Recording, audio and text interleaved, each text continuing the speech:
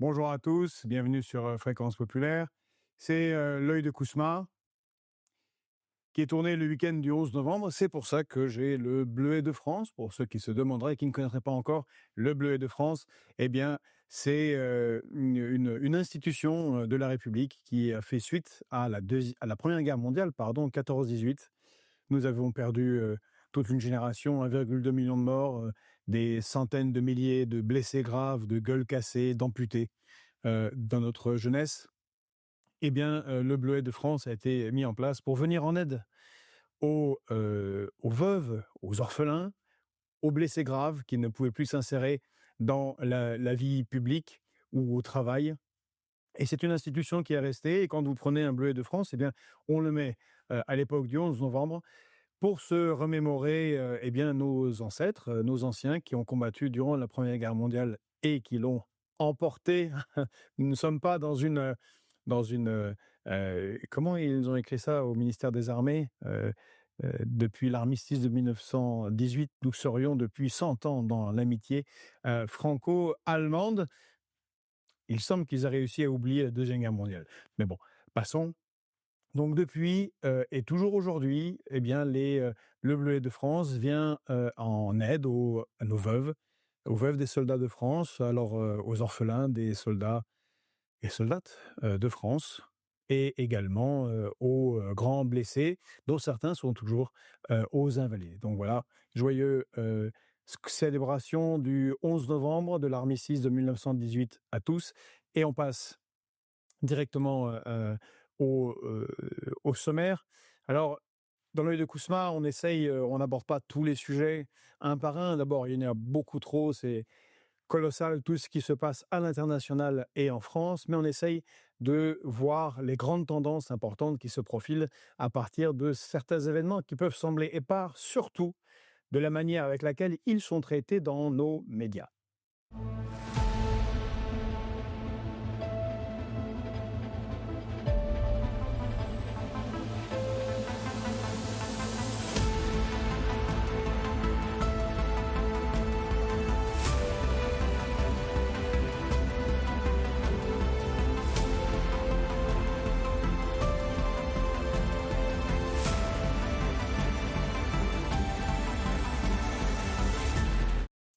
Alors, on a 2 sujets principaux que je vais corréler. D'abord, la victoire russe des armées russes à Pokrovsk et les problèmes lourds de l'Ukraine, en particulier militaire, mais pas seulement, et la rencontre entre Donald Trump et Xi Jinping en Corée du Sud, qui a été une défaite de facto de la politique des tarifs imposés par Donald Trump depuis avril de cette année. On reviendra un peu également en France pour parler eh bien de la continuation de cet enfoncement dans un marais sans fin dans lequel est plongée la France. Emmanuel Macron cocufie maintenant la FNSEA après avoir cocufié le Parti socialiste en déclarant que, bien sûr, on va rentrer dans le Mercosur, comme on l'avait dit. Tout ce qui avait été dit à propos de ce Mercosur a été de la poudre aux yeux, comme a été la poudre aux yeux ce qui a été dit au Parti socialiste. Mais voyez-vous, voilà, il y en a qui aiment bien. On a parfois des syndicats et des politiciens faibles qui aisément corruptibles. Et puis on a l'affaire tragique de Matisse et son corollaire un peu plus tôt, qui était celle de Jade Loctin. En attendant la suite, n'oubliez pas de vous abonner si ce n'est pas encore fait à notre chaîne YouTube, mais également, si vous le pouvez, ça nous donnera un grand coup de main, même si ce ne sont pas vos réseaux sociaux de préférence. Allez vous abonner sur la page Fréquence Populaire d'Instagram, de TikTok, de Telegram. Si vous pouvez faire un petit push sur Telegram, ça nous ferait très plaisir. Et également, pour ceux qui ne l'auraient pas encore vu, eh bien, nous avons créé il y a maintenant 2 mois un portail média, fpop.media, fpop.media, et vous arriverez eh bien sur les articles que nous écrivons à Fréquence Populaire, et aussi beaucoup de contributeurs français et à l'international pour des analyses, plus poussées que ce que l'on peut lire, ailleurs. C'est un site sans publicité. Il n'y a, qu'à renseigner son email et vous avez accès à l'ensemble, des, articles où vous ne serez pas, à cet endroit-là, agressés par la publicité et puis ceux qui peuvent nous soutenir, soit en allant sur notre page Tipeee, soit sur notre page Stripe pour faire un don, ça nous aide à continuer ce que l'on fait ou alors sur le site d'œufpop.media de prendre un abonnement, soit un tout petit abonnement de 2 € par mois, l'équivalent d'un café par mois, soit un peu plus pour ceux qui en ont les moyens. Ça nous aide considérablement à continuer ce que nous faisons. Et maintenant, en avant pour l'œil de Kousma.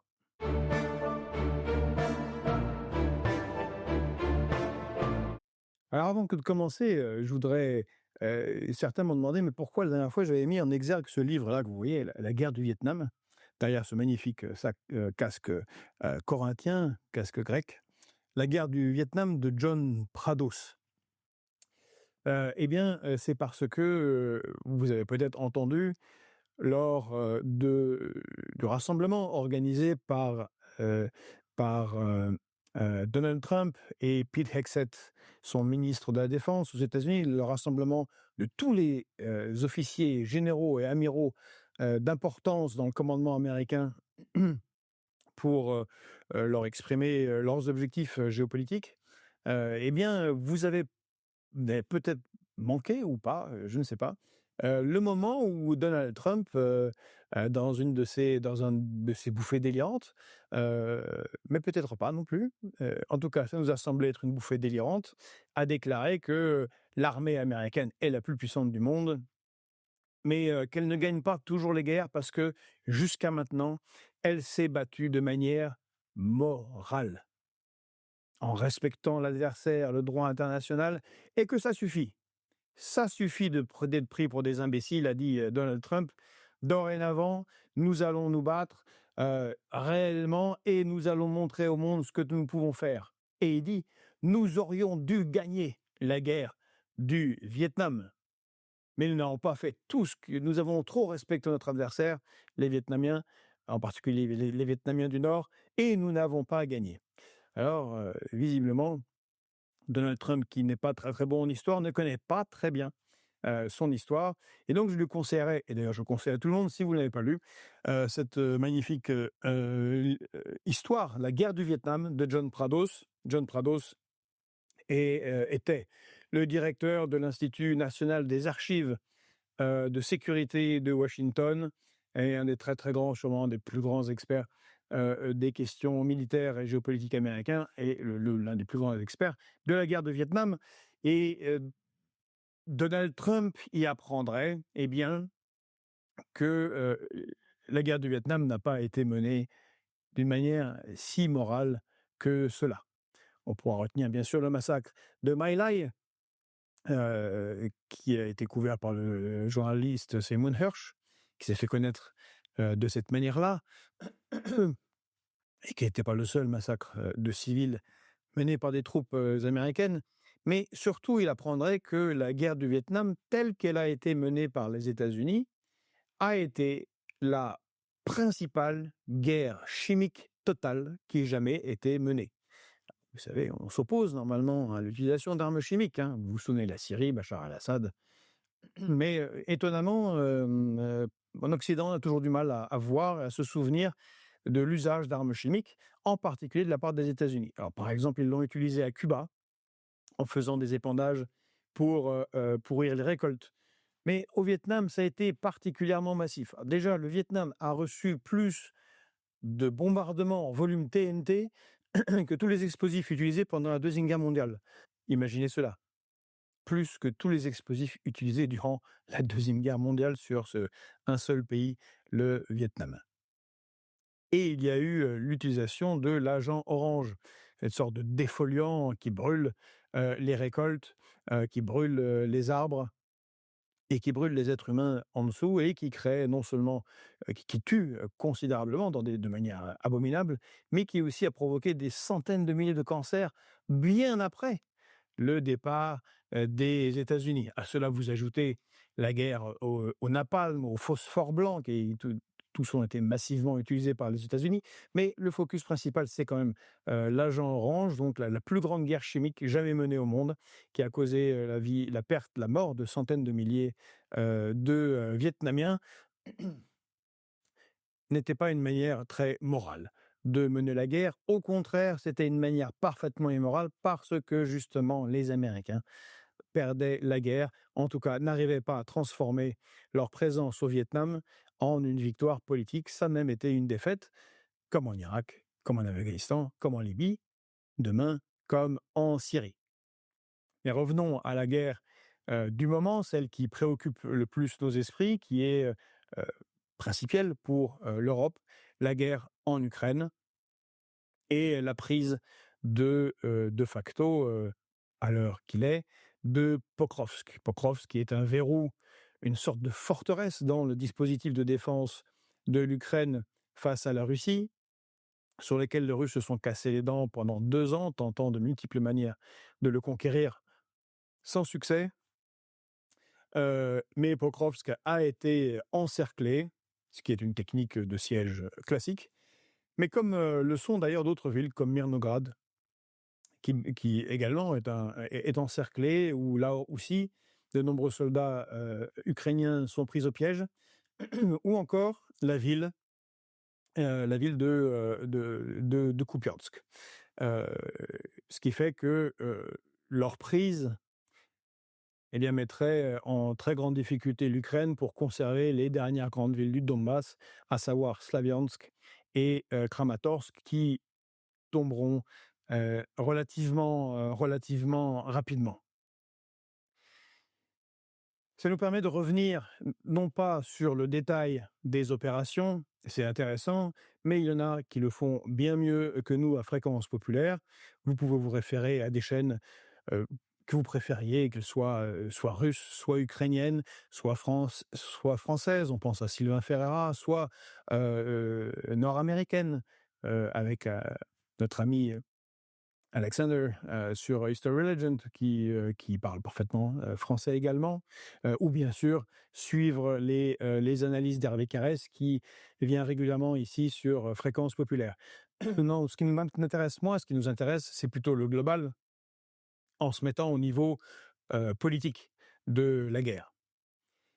Vous aurez remarqué, c'est difficile de ne pas le remarquer, l'offensive médiatique dans quasiment tous les médias, l'offensive médiatique de notre gouvernement, également particulier Emmanuel Macron et monsieur Jean-Noël Barrot, ministre des Affaires étrangères, pour dire que la Russie n'y arrive pas, la Russie n'avance pas, et on a le thème du 1% à peine conquis en très peu de temps et du 1 million de morts russes. Alors sur le 1%, je vous renvoie à l'article qu'a écrit Pedro Goanes, justement sur il a fait un debunk, un fact-checking, comme on dit, euh, sur Stop.media, et sur le million de morts, eh bien, nous y venons, puisque les deux informations sont fausses et puis surtout absurdes. Alors d'abord, sur le 1% de territoire. La réalité, c'est que dans ces 3 ans de guerre, la Russie a conquis déjà plus de 20% du territoire ukrainien, ce qui est considérable compte tenu du fait que l'Ukraine est le plus grand pays d'Europe avant la Russie. Donc on a l'équivalent, si on regarde sur un territoire, les territoires comme la France, c'est assez conséquent, hein. On parle de territoires qui sont grands comme la Belgique, la Champagne-Ardenne. Ça n'est pas rien. Et puis, effectivement, si l'on regarde la ligne de front où les choses avancent depuis 1 an pour l'armée russe, mais petitement, on a eu une grande avancée. C'est la reconquête de la partie de Koursk occupée par les Ukrainiens. Mais tout ceci est secondaire et cette affaire de territoire conquis, de pourcentage de territoire conquis, allez, disons-le simplement, c'est pour les idiots. C'est pour ceux qui regardent les choses par le petit bout de la lorgnette et qui ne comprennent pas ce qui a été expliqué de manière magistrale à de très, très nombreuses reprises par John Mearsheimer, si vous suivez l'anglais, par, les Russes eux-mêmes, par des, analystes militaires ukrainiens, par des analystes militaires, américains, sérieux ou chez nous, entre autres par Jacques Sapir ou Hervé Carrez sur Fréquence Populaire, ou nous-mêmes, eh bien qu'il s'agit en Ukraine d'une guerre d'attrition. Et le principe de la guerre d'attrition, comme ce fut le cas en 14-18, où le front bouge peu, relativement peu, eh bien c'est une guerre de volonté, une guerre industrielle, une guerre logistique, une guerre de capacité humaine, jusqu'à la rupture de l'adversaire, car il n'est plus en mesure d'amener des troupes en réserve, car il n'a plus le réservoir humain pour tenir le front, car il n'a plus le réservoir en moyens pour tenir le front, car il n'a plus les capacités au niveau de l'État, tant financières qu'économiques, de tenir le coup. Or, c'est très exactement ce qu'il se passe sur l'ensemble du front en Ukraine. L'Ukraine, c'est elle qui a perdu à peu près 1 million de soldats, plus 500 000, au moins 500 000 déserteurs, comme on l'a vu dans les très nombreux rapports, y compris les rapports ukrainiens. C'est l'Ukraine dont la population est passée de 42 millions d'habitants un peu avant le début du conflit à 28 millions selon le recensement fait par les Ukrainiens eux-mêmes, moins 14 millions. Parce qu'il y a des gens qui sont dans le Donbass, qui sont restés et qui sont pro-russes, parce qu'il y a énormément de réfugiés en Europe et aux États-Unis, parce qu'il y a énormément de réfugiés, plus de 2 millions, en Russie. Des Ukrainiens qui se sentaient russes et qui sont partis se réfugier en Russie. Donc un pays vidé de sa substance. On le voit également, la Russie a été capable d'augmenter sa capacité industrielle de telle manière qu'elle produit plus de munitions, plus de drones, plus d'artillerie que l'ensemble des pays de l'OTAN. Évidemment, pour les Ukrainiens, cela se solde par une catastrophe. Et on le voit par ces attaques aux missiles, aux bombes planantes lourdes, aux drones, toutes les nuits ou quasiment toutes les nuits maintenant sur l'ensemble des infrastructures, en particulier énergétiques, de l'Ukraine. Pourquoi? Eh bien parce que sans infrastructure énergétique, il est difficile d'alimenter les usines qui fabriquent des armes en Ukraine. Et l'armée russe a fait un focus particulier sur la destruction des sites de production de drones quand ils les ont repérés, ou sur les dronistes eux-mêmes. Mais également, pas d'énergie va rendre les choses très très difficiles pour les 28 millions d'Ukrainiens qui restent. On le montre assez peu, mais en fait Kiev n'a déjà que quelques heures d'électricité par jour. Quand on connaît les hivers dans cette région, même s'ils ne sont pas aussi rudes qu'en Pologne ou en Russie, c'est néanmoins terrible. Et les Ukrainiens vont faire ça face à un hiver difficile où je pense, comme à leur habitude, alors qu'on considère que ça ne se fait pas, les Russes vont lancer une offensive, coup de poing, coup de marteau, comme ils en ont l'habitude et comme ils l'ont fait de nombreuses fois dans la guerre contre Napoléon, qui avait envahi la Russie en 1812, comme à plusieurs reprises lors de la Deuxième Guerre mondiale ou même lors de la Première Guerre mondiale. Et le problème, c'est que l'Ukraine, qui manque d'effectifs, en dehors du fait de manquer de moyens, car les promesses faites par les Européens eh bien, ne sont pas suivies d'actes, non pas par manque de volonté, par manque de production.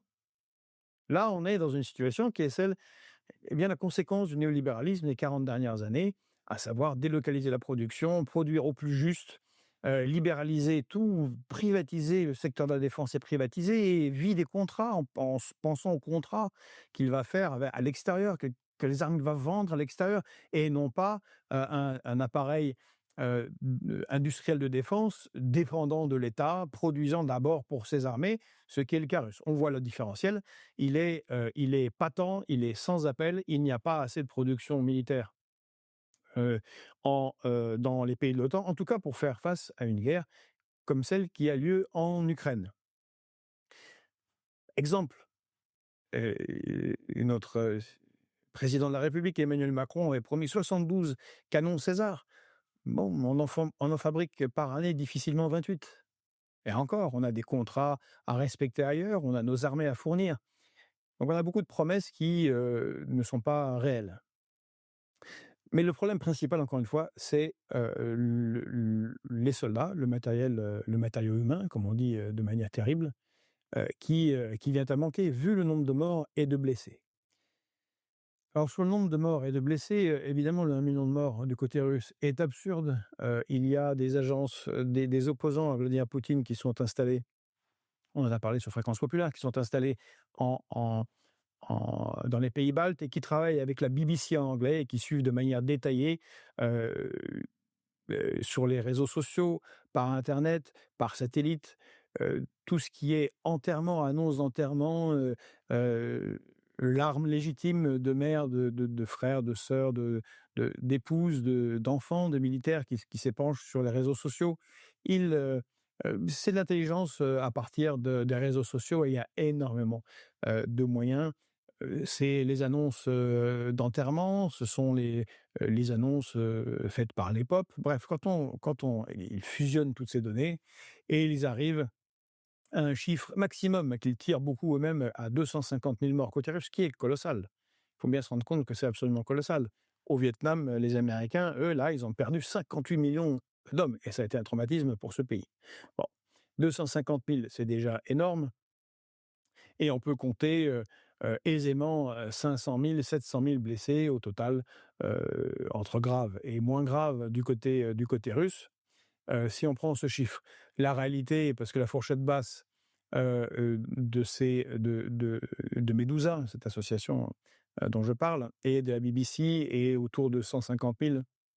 Donc on doit être en réalité à quelque part à 170 000, 180 000, avec d'abord énormément de morts, dans les régions de Lugansk et Donetsk, puisque c'était eux qui étaient les premiers au front, premiers combattants, en 2022, puisqu'ils combattent depuis déjà 2014, car c'est une vieille guerre que celle-là, c'est une guerre civile. Heu, eh bien, c'est eux qui ont subi les plus lourdes pertes. Donc ce chiffre n'a aucun sens et la Russie, heu, amène, tous les mois 30 000, 35 000 combattants supplémentaires et recrute 30 000 à 35 000 volontaires tous les mois, pardon, qui s'entraînent pendant 6 mois, qui sont incorporés à des unités de combat déjà ayant déjà de l'expérience et ils ont fortement adapté leur technique de combat, eh bien pour justement, au contraire de ce qui est dit dans nos médias, ne pas faire des vagues d'assauts absurdes, mais de faire des attaques par petits groupes de soldats, appuyés lourdement par la domination totale qu'ils ont en termes d'artillerie, maintenant de drones et d'aviation, en particulier avec des bombardements de bombes FAB, des bombes très lourdes, planantes et guidées de 1 500 à 3 000 kilos. En face, manque de moyens et manque de personnel, heu et stupidité aussi, d'une stratégie qui est basée sur la communication et complaire à l'Occident et faire de l'esbrouf médiatique.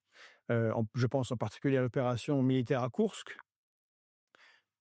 qui a plu ici. Ça a plu sur LCI, ça a plu sur CNN, bravo Zelensky, le territoire russe, est envahi. Mais bon, la conséquence est que ça a été un hachoir à viande, tel que c'est le terme abominable est utilisé. Meat grinder, en anglais, voulu par les Russes, où les Ukrainiens ont perdu 75 000 à 76 000 hommes et parmi les meilleurs, qui auraient pu servir de réserve dans les combats critiques qui ont lieu maintenant. Ce que je dis là n'a rien, d'étonnant pour ceux qui suivent les canaux ukrainiens, puisque parmi les plus farouches défenseurs de l'Ukraine, depuis le début, ils ne cessent de répéter que c'est une opération absurde, une opération de communication, qui, n'aura pour conséquence qu'une perte massive, des meilleures troupes, ukrainiennes ou parmi les meilleures troupes ukrainiennes, dans un hachoir à viande. Et on recommence la même chose comme ça a été fait à Mariupol, à Bakhmout, à Avdiivka, puisque toutes ces villes sont tombées, in fine, ont été perdues. Heu on a la même chose à Pokrovsk, à Biernograd qui est encerclé actuellement. à Kupiansk, c'est que, contrairement aux Russes en 2022 à Kherson, qui ont fait un retrait stratégique de 30 à 40 000 soldats qui étaient sur la rive ouest du Dniepr, qui ont pu reculer pour ne pas être perdus, pour être réutilisés plus tard, eh bien les Ukrainiens ne reculent jamais. C'est un peu comme l'ordre 227 de Staline, Nishabu Nazad, durant la Deuxième Guerre mondiale, pas un pas en arrière. Eh bien, c'est pas un pas en arrière, mais avec des situations catastrophiques. Soit à chaque fois, ce sont des centaines et puis maintenant des milliers de soldats ukrainiens qui sont sacrifiés. On l'a vu dans les vidéos, pour ceux qui suivent, les vidéos de soldats ukrainiens à Pokrovsk, qui expliquent: «Nous n'avons plus de ravitaillement en eau, nous n'avons plus de ravitaillement en munitions, nous n'avons plus de ravitaillement, en, nourriture, nos, blessés ne sont pas retirés du front, on va devoir se rendre. Mort à eux, mort à eux, à leurs dirigeants qui les abandonnent». Que vont penser les combattants qui sont actuellement bloqués à Mirnograd ou ceux qui vont bientôt être bloqués à Kupiansk ou à Kramatorsk ou dans d'autres poches qui vont se former, des poches d'encerclement faites par l'armée russe? Eh bien, ils seront dans une situation telle que, eh bien, l'envie pour certains de déserter va se faire sentir de manière plus pressante.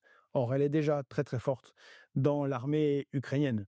Et puis, ça n'a aucun sens. Il est bien plus préférable, et tous les analystes l'ont dit, encore une fois, je ne veux pas répéter leur nom, mais en particulier les analystes américains, mais sortez de la ville, retirez l'ensemble de vos combattants, positionnez-vous sur une ligne de défense autre, ne perdez pas inutilement ces soldats qui, en plus, sont entraînés, ont pour certains 1 an, 2 ans d'expérience de conflit, ne les sacrifiez pas pour rien. Or, ils sont sacrifiés pour rien dans un contexte où il n'y a déjà plus d'effectifs pour compenser ces offensives russes. Or, l'offensive russe pousse partout, sur l'ensemble du front, de Zaporijjia jusqu'à Soumy tout au nord, en passant par euh, euh, la région de Kharkov, bien sûr Slaviansk, Kramatorsk, Pokrovsk, et ainsi de suite. La conséquence est que si les termes proposés par la Russie, puisque la Russie vient à nouveau de proposer des termes de règlement global du conflit et non pas de cessez-le-feu, que les Russes refusent totalement, puisqu'un cessez-le-feu impliquerait, eh bien, un renforcement de l'armée ukrainienne qui pourrait se reposer, se repositionner, refaire des défenses. Les Russes n'en veulent pas et jouent leur avantage. Donc, la position est la suivante sur la table: ce qui est proposé, qui est évidemment inacceptable pour les Européens et Zelensky, qui s'est enferré dans une rhétorique guerrière complètement folle de reconquête des territoires ukrainiens, ce qui n'arrivera jamais. Et les Russes proposent, eh bien, que, il y ait une capitulation sur les 4 territoires conquis, donc Kherson, Zaporijjia, Lugansk, Donetsk, dans leur totalité, ce qui implique d'abandonner les villes de Kherson et de Zaporijjia, ce qui n'est pas rien pour pour l'Ukraine, reconnaître ces 4 régions et la Crimée comme légalement, officiellement russes, que l'Ukraine ne rentre pas dans l'OTAN et que l'Ukraine soit démilitarisée. Ça fait beaucoup. Et rentre pas dans l'OTAN, ça veut dire qu'il n'y ait pas d'accord de coopération quelconque ou de système de sécurité qui ressemblerait à l'article 5 de l'OTAN. Voilà, c'est la condition. Or, très clairement, ni Kiev, ni les chancelleries européennes, en particulier Emmanuel Macron, Starmer, Merz, Madame von der Leyen, n'acceptent cela, car ce serait la fin, en fait, de leur carrière politique et de leur projet fédéraliste européen. Donc ils vont continuer. Et puis, ma foi, j'ai l'impression que pour beaucoup de ces gens-là, des Ukrainiens qui meurent ou des Russes qui meurent, ou des Russes qui meurent, de toute façon, ce sont des Slaves qui meurent. Ça n'est pas très très grave. On a des précédents historiques avec ce genre de pensée, si on peut appeler ça une pensée. Donc que les Ukrainiens meurent, allez, ma foi, pour ces gens-là, tout ça a très peu d'importance. Mais la conséquence est que l'offensive russe sera plus pressante. Ils continueront de pousser sur tous les points du front, cherchant là où il y a la faille, permettant de s'enfoncer un peu, de contourner par l'arrière, de faire une poche, avec une Ukraine qui a de moins en moins de moyens pour envoyer des réservistes, ne sachant pas d'ailleurs à quel endroit les envoyer, les maigres réserves qu'ils ont. Je pense en particulier aux unités idéologiques comme Azov, car le front est quand même long de 1300 kilomètres. Je ne sais pas si vous vous imaginez ce que ça veut dire 1300 kilomètres, qui doivent être couverts avec seulement 600 000, 700 000 soldats ukrainiens. C'est très, très difficile. Et si les choses continuent comme elles continuent, ce que souhaitent les Européens, ce que souhaitent les durs dans le régime russe, eh bien, ce que souhaite également le complexe militaro-industriel américain, qui de toute façon, gagnant, pas gagnant, vendra beaucoup d'armes, et plus les guerres durent, mieux c'est. En ce sens-là, eh bien, la guerre continuera et sûrement, in fine, jusqu'à la conquête de tout l'est de l'Ukraine, c'est-à-dire 50% de l'Ukraine, jusqu'au Dniepr, plus la région d'Odessa et la ville d'Odessa. Voilà la situation, et la Russie est gagnante. Alors ça, c'est sur le terrain militaire, mais le terrain militaire est secondaire, en fait, au regard de ce qui se passe ailleurs. Sur le terrain diplomatique, la Russie est totalement gagnante. C'est l'Europe pour notre grand malheur, et qui est cornérisée. On a les BRICS qui se développent. L'Indonésie est rentrée en janvier 2025. Maintenant, c'est la Malaisie. On a le Nigeria qui demande à rentrer. Euh, les partenaires sont maintenant 27 pays. C'est plus de 60% de la planète monde, du globe. En termes d'habitants, c'est 55% du PIB mondial déjà. Et c'est là, les trois quarts dans ce PIB, c'est les trois quarts de ce qui est concrètement produit dans le monde.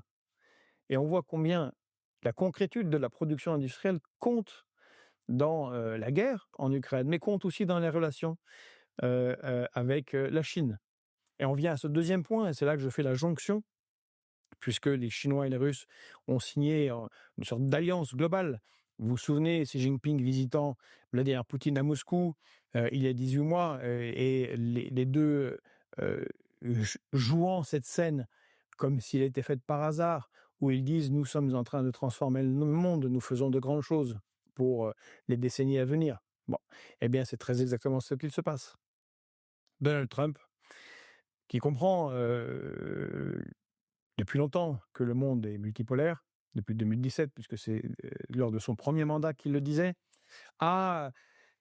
est quand même poussé par sa base, une partie de sa base néocon, en tout cas politique, puisque la plupart des congressmen et des sénateurs américains, qu'ils soient démocrates ou républicains, souhaitent un soutien fort à l'Ukraine, de continuer la guerre, de la même manière qu'ils souhaitent un soutien total à Israël.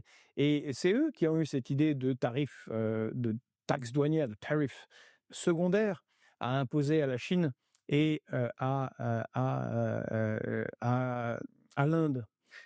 Mais comme ça va avec une vieille idée de Donald Trump mal comprise, enfin plutôt où il y a une mauvaise compréhension du fonctionnement de l'économie internationale telle qu'elle est aujourd'hui, eh bien, il s'est lancé en avril de cette année dans une guerre tarifaire avec tout le monde. Or, on aura vu, les BRICS ont résisté collectivement.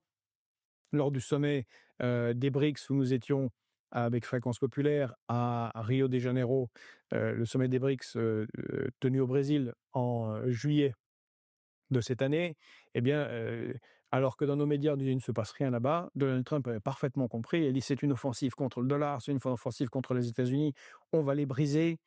Tarifs, bon, vous avez vu le Brésil, capitulation.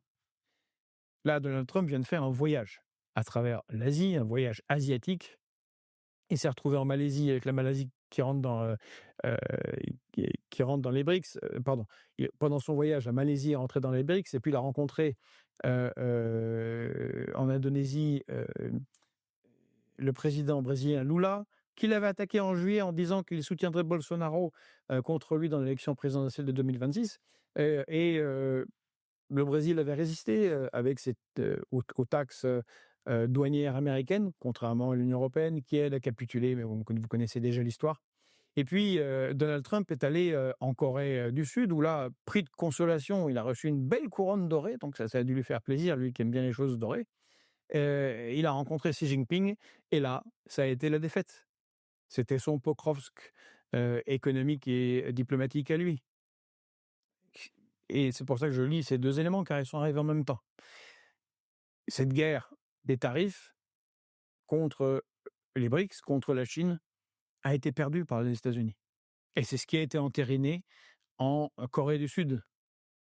Cet été, la Chine a riposté. Vous vous souvenez, les tarifs sont montés, les taxes douanières de 25%, puis 50%, puis 125%, puis 300%, avec une riposte du même acabit de la Chine. Mais la Chine, comme les Chinois, ont des équipes stratégiques sérieuses qui pensent au temps long, exactement comme en Russie, alors que nous, en Occident, nous avons des dirigeants qui sont focalisés sur le temps court et la communication, eh bien, ont prévu, sûrement depuis maintenant 25 ans, un avantage comparatif majeur qui leur a demandé beaucoup d'investissement, qui est le contrôle des terres rares. 60% des terres rares sont extraites de Chine, mais plus de 90% d'entre elles sont traitées en Chine. Les terres rares sont essentielles pour tous les appareils électroniques que nous avons. Tous. Des téléphones aux avions de combat.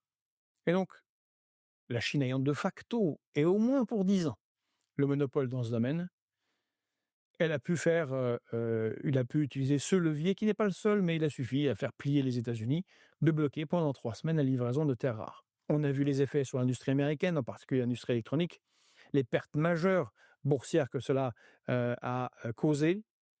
Mais voilà.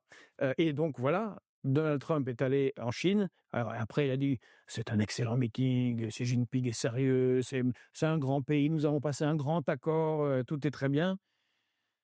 Non, on est revenu à une situation hantée et avril 2025, heu, par ailleurs, Donald Trump avait la pression d'une part de sa base MAGA, puisque la Chine, comme deuxième levier, avait arrêté d'acheter du soja américain et s'était tournée vers son allié BRICS, le Brésil, pour acheter du soja et montrer qu'elle pouvait parfaitement acheter du soja. Et ce qui s'est passé en Corée du Sud dans cette rencontre, c'est que Donald Trump s'est rendu compte que la vision occidentale du monde n'est plus. Nous ne sommes plus il y a ne serait-ce que 20 ans. Nous sommes en 2025 et un marché immense s'est créé en Chine. Les Chinois, en 40 ans, ont fait sortir 800 millions de personnes de la pauvreté. C'est un record historique. 300 millions sont devenus des classes moyennes, 150 millions des classes moyennes supérieures. La Russie compte 150 millions d'habitants, dont au moins 50 millions peuvent consommer maintenant. L'Inde, 300 sur 1 million, 400 milliards, 350 millions d'Indiens sont un grand marché de consommation. L'Afrique, le Brésil, l'ensemble des pays BRICS, encore une fois, les Émirats arabes unis, l'Éthiopie, l'Égypte. Donald Trump s'est rendu compte que non seulement la Chine et d'autres pays ont des leviers de pression sur les États-Unis, en particulier la Chine avec les terres rares, mais que la menace de perdre les marchés en faisant des tarifs, des taxes douanières importantes ou en interdisant un marché, eh bien ça ne fonctionne plus. Cet âge-là est passé. Et c'est ce qu'a dû méditer Donald Trump en rentrant. Donc nous vivons une période assez étonnante où la guerre en Ukraine, qui est due à une volonté d'extension des néoconservateurs en Ukraine de l'OTAN, l'extension de l'OTAN en Ukraine, est une défaite stratégique majeure, évidemment pour l'Ukraine, qui, en continuant comme elle continue, risque totalement de disparaître, c'est-à-dire disparaître comme pays, même à 50%. On ne peut pas fonctionner avec autant de morts masculins dans une génération, autant de citoyens qui sont partis et la perte totale, ou quasi totale de ses ressources. Oui, parce que dans les pourcentages qu'on ne cite pas ici, évidemment, c'est que la Russie a déjà conquis plus de 70, allez, quasiment 70% du PIB de l'Ukraine d'avant-guerre. De toute façon, l'Ukraine n'aura jamais cela. Euh, donc c'est une défaite stratégique, mais une défaite stratégique aussi pour l'Europe et pour l'OTAN, qui s'est enferrée absurdement dans une rhétorique qui était de dire eh bien, que la défaite en Ukraine soit une défaite de l'Europe, on se demande même pourquoi, enfin de l'Union européenne, on se demande quel rapport ça avec l'Union européenne, et une défaite de l'OTAN. Bah, à force de le dire, ça le devient. et sans que l'on puisse faire grand-chose, puisque la Russie est un pays nucléaire, à moins de déclarer la guerre à la Russie, mais ce qui signifierait, eh bien, la fin de l'humanité, comme on l'a largement expliqué ici. La dissuasion nucléaire fait qu'on ne peut pas, en réalité, entrer en conflit direct avec la Russie. Et fort heureusement, il en va de même avec toutes les nations nucléaires. Donc, l'élément central que nous vivons, c'est ce qu'a décrit Emmanuel Todd depuis longtemps, de manière très visionnaire dans son livre La défaite de l'Occident, Emmanuel Todd, que je salue. On a ici une défaite euh, concrète, concrète de l'incapacité d'utiliser l'arme principale euh, qui a contraint les États, les pays du Sud global et pour lesquels ils ont créé les BRICS, à savoir l'usage des sanctions occidentales, défaite en race campagne de Donald Trump, sauf avec l'Europe, hein, encore une fois, mais bon, nous avons choisi d'être vassaux, eh bien, nous en payons le prix. Le prix fort sera la perte de notre industrie, enfin, c'est le peu qu'il en reste, et qui sera délocalisé aux États-Unis. Tant qu'on n'aura pas d'autres dirigeants politiques qui auront à cœur l'intérêt de la France et des pays européens, eh bien, cela va continuer. Hein. Mais bon, Emmanuel Macron, M. Merz sont des représentants de BlackRock, donc bon, faut-il s'étonner de ce qui nous arrive. Voilà la situation, et ça va avoir des conséquences majeures pour nous, car nous avons beaucoup vécu sur eh bien, cette domination qui a été la domination occidentale, qui est très longue, hein, qui date au moins de 5 siècles, depuis 1492, mais qui a été un des principaux pôles de l'humanité depuis le monde gréco-romain. Eh bien, cette puissance s'effondre, et principalement en raison des choix stratégiques et des décisions stratégiques de ceux qui nous dirigent depuis 40 ans.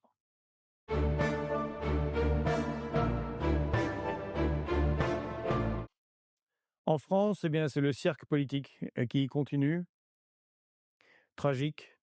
Alors, une petite remarque quand même sur le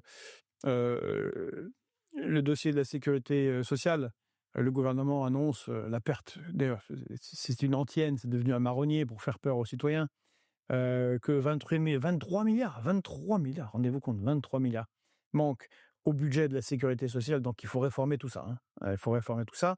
Et on en revient à BlackRock et Larry Fink, le patron de BlackRock, qui a remis son petit prix à Emmanuel Macron à New York, le prix du citoyen global, hein, de l'Atlantic Council. Eh bien, c'est parce que l'État n'a pas versé 22 milliards qu'il devait verser sur des surtaxes sur l'alcool et les tabacs qui devaient être versés à la sécurité sociale. Donc l'État s'est approprié 22 milliards de la sécurité sociale en disant, vous voyez, maintenant il y a un trou de 23 milliards. Bon, la réalité, c'est que sur le volume colossal de ce qu'est la sécurité sociale, 1 milliard, allez, pour faire la comparative, c'est comme si vous aviez un déficit de 20 € sur votre compte en banque. C'est pas si grave. Par contre, l'orchestrer, l'organiser de cette manière, eh bien, c'est une manière de s'attaquer à la sécurité sociale, et c'est très exactement ce qui se passe à l'Assemblée nationale. Le Parti socialiste est un parti, encore une fois, de cocu, qui a été sauvé par la France insoumise, qui devait ne pas s'allier avec lui, mais bon, vous voyez, hein, les promesses ne tiennent qu'à ceux qui les écoutent, et donc ils les ont sauvés dans ce front républicain qui permet à Emmanuel Macron, qui est le principal destructeur de cette République, eh bien, de continuer son œuvre de sabordage.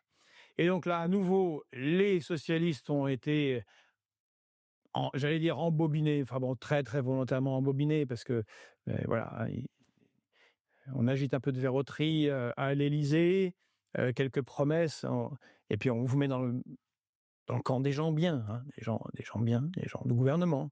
Ça fait sérieux, ça fait bien dans les salons à Paris, mais la réalité, c'est qu'ils ont été totalement cocufiés, puisqu'ils avaient dit qu'ils résisteraient, ils ne feraient pas de motion de censure, donc ils ne mettraient pas des bâtons dans les roues d'Emmanuel Macron, qui continue, lui, à faire sa politique de destruction de la France, de construction de la souveraineté européenne, de sabordage de nos industries et de notre agriculture. On va y venir.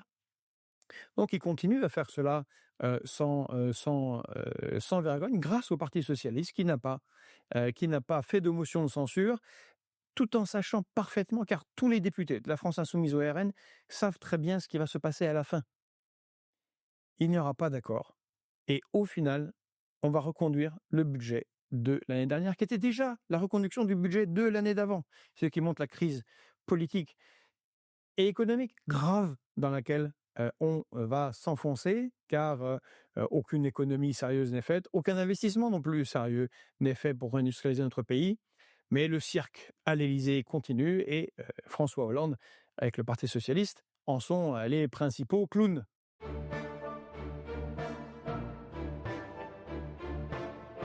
En déplacement en Amérique latine, depuis le Mexique, Emmanuel Macron, a cocufié la FNSEA cette fois-ci. Ah, c'est très, très amusant. Il a cocufié la FNSEA en déclarant que finalement le Mercosur, ça va. On va passer le Mercosur, on va le ratifier. Or, c'est ce que nous avons dit ici à Fréquence Populaire. Il n'y a pas de moyen, il n'y a pas de levier. Tout ça a été encore de la communication d'Emmanuel Macron. Nous avons des dirigeants dans toute l'Europe et particulièrement en France qui ne fonctionnent que par communication. Toute la posture, tout est du mensonge, tout est un théâtre d'ombre. La réalité, c'est que les Ukrainiens meurent à Pakrovsk ou ailleurs en croyant que les Européens allaient les soutenir ou faire quoi que ce soit. Non, ils les utilisent. Là, ce sont les agriculteurs. Le Mercosur va être passé. De toute façon, Emmanuel Macron ne pouvait rien faire. On vous avait montré Lula, le président brésilien, qui avait fait la démonstration que Emmanuel Macron faisait des rodomontades et qu'il ne pouvait rien faire. C'était des mois déjà qu'on vous avait montré cela. Eh bien voilà, Emmanuel Macron avait besoin à un moment de la FNSEA pour contrôler la colère agricole, la colère paysanne. Souvenez-vous, il y a 2 ans au salon de l'agriculture, les moments difficiles qu'avait vécu Emmanuel Macron avec des agriculteurs, qui étaient parfaitement en colère. C'était les noms des villes retournés, mais ça rien n'a changé. Tout va toujours aussi mal. Les agriculteurs sont toujours aussi mal payés.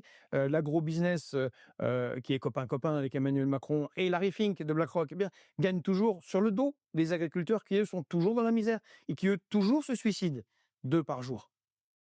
Rendez-vous compte. Rien n'a changé, mais Emmanuel Macron a instrumentalisé, utilisé la FNSEA, qui était bien volontaire pour le faire, hein. N'oublions pas que son chef est aussi PDG d'Avril, qui est une multinationale qui opère également partout dans le monde, et que quand on signe un accord de libre-échange avec la Nouvelle-Zélande, eh bien, Avril en profite, puisqu'il y a Avril en Nouvelle-Zélande comme il y a Avril en France.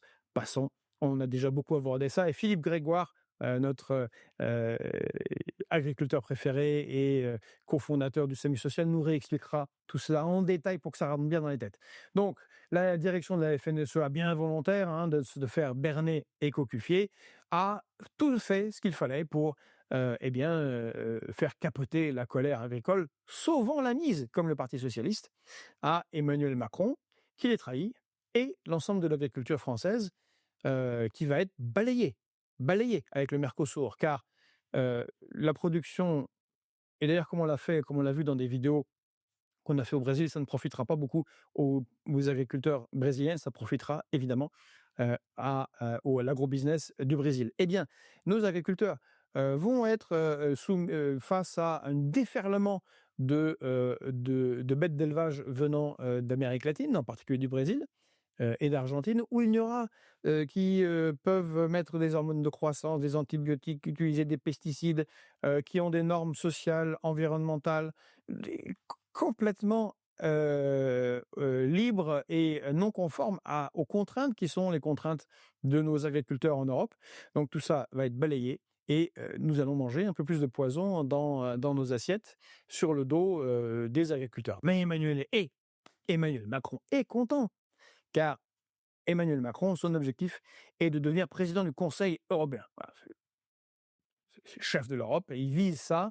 Et comme l'Union européenne est totalement tenue par les Allemands, eh bien, hein, il fait des concessions, il leur graisse un peu la patte, parce que le Mercosur, ça sert à faire un tout petit peu survivre encore l'industrie allemande, qui est effondrée à cause de son choix stupide de se couper du gaz russe, qui fait que ses coûts de production sont beaucoup trop élevés, à cause des choix stupides européens d'avoir sabordé notre industrie automobile, de ne pas l'avoir protégée, de ne pas l'avoir développé sérieusement, l'électrique, et qui va être totalement balayé par la Chine, comme c'est le cas actuellement. Mais juste pour un petit peu survivre, eh bien, on va sacrifier nos agriculteurs, qui est quand même l'agriculture, la force, hein, historique de la France. Voilà, Emmanuel Macron dans ses œuvres et bien, pour tous les autres, il y a de quoi lire pour savoir quel est notre sort dans son ministre de l'économie, dans le livre de son ministre de l'économie Bruno Le Maire qui, bien sûr, lui, ne voit pas de problème, à tout ça, hein et lui, il y voit un renflement brun.